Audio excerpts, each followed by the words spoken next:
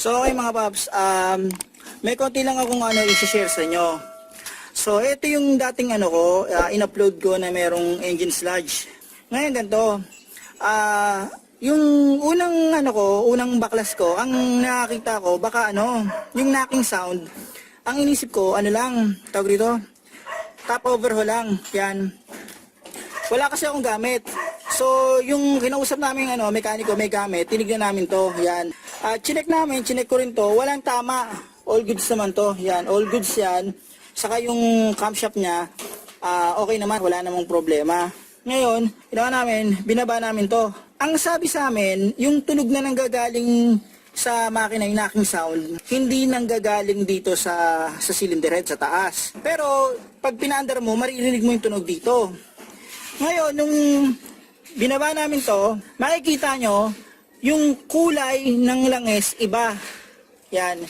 Tapos ito, papakita ko sa inyo mga kaps. Tignan nyo to Although may play yan, may play. Tignan mo may play yan, di ba? Yan, may play. Tapos ito, may play din. Ito, may play din.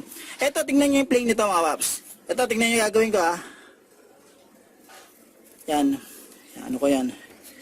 Na kasi, nakalagay na sa likod Tignan nyo to Yung part na to. Yan.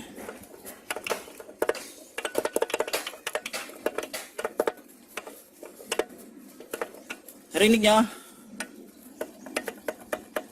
Yan. Dito, mahina lang. Ito, mahina lang yan. Yan. Tapos, eto, tignan nyo to. Ito yung may problema. Yan Kapag pinapaikot namin to, yan, ng normal, papaikutin lang namin, maririnig nyo na may tumutunog dito, etong part na to.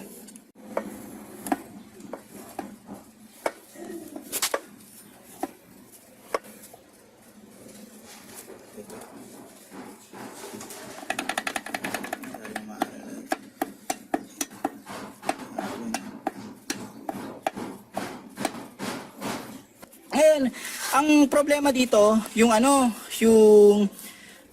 crankshaft bearing. Yan, yung bearing dito. Ang gagawin ngayon dito, ipapa-machine shop. Sa pagpapa-machine shop, isasabay na rin to.